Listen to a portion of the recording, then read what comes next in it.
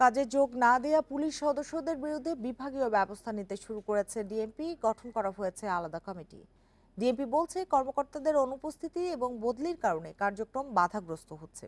এছাড়া 5 অক্টোবরের মধ্যে ঢাকার 21টি থানা মেরামত শেষ হলেই আগের অবস্থানে ফেরার আশা ডিএমপির। পুরানো দিয়ে নতুন নিতে আজই চলে আসুন আপনার নিকটস্থ ওয়ালটন শোরুমে।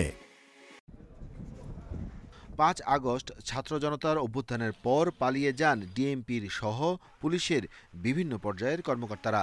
পুলিশ সদর দপ্তর বলছে এখনও 187 কর্মকর্তা কাজে যোগ দেননি। অনেকে 5 তারিখের পর হাজিরা দিয়ে লাপাত্তা হয়ে গেছেন। ডিএমপির ঊর্ধ্বতন কর্মকর্তাদের মধ্যে হারুনুর রশিদ, মনিরুজ্জামান, বিপ্লব কুমার সরকার, খন্দকার নুরুন নবী, সঞ্জিত কুমার রায়, প্রলয় কুমার জোয়ারদার, মেহেদী হাসান এখনও কাজে যোগ দেননি।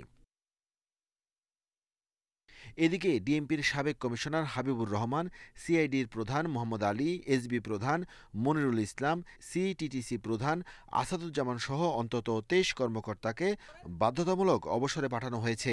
যেসব কর্মকর্তা কাজে যোগ দেননি এবং যারা ফৌজদারি মামলার আসামি তাদের বিরুদ্ধে বিভাগীয় ব্যবস্থা নেওয়া হচ্ছে। বিভাগীয় মামলা হওয়ার ক্ষেত্রে একটা সুনির্দিষ্ট প্রক্রিয়া রয়েছে, সেই প্রক্রিয়া অনুসরণ করেই হবে। আর এক্ষেত্রে সংশ্লিষ্ট যারা অনুমতি ব্যতীত যারা কর্মস্থলে অনুপস্থিত রয়েছেন তাদেরকে অবশ্যই একটা মানে প্রাথমিক একটা তদন্ত করা হয় এবং একটা কারণ দর্শানোর সুযোগ দেওয়া হয়। কর্মকর্তাদের অনুপস্থিতি এবং বদলিজনিত কারণে কার্যক্রম বাধাগ্রস্ত হচ্ছে। তবে নতুন পদায়ন এবং প্রমোশনের মাধ্যমে সমস্যার সমাধানের চেষ্টা করছে ডিএমপি। আশা করি আগামী মাসের 5 তারিখের মধ্যে স্থাপনাগুলোর সংস্কার কাজ শেষ হয়ে যাবে। তখন আমাদের যে সেবা প্রত্যাশী যারা আছে তারা পুরোদমে সেবা পাবে। তবে আমাদের এখন বর্তমান যে পরিস্থিতি আছে, আমাদের সেবা পেতে কারো কোনো সমস্যা হচ্ছে না। ক্ষতিগ্রস্ত গাড়ি মেরামত ও নতুন গাড়ি পেলে টহল আরও জোরদার করা যাবে বলছেন ডিএমপির কর্মকর্তারা। Arafatur Rahman, independent news, Dhaka.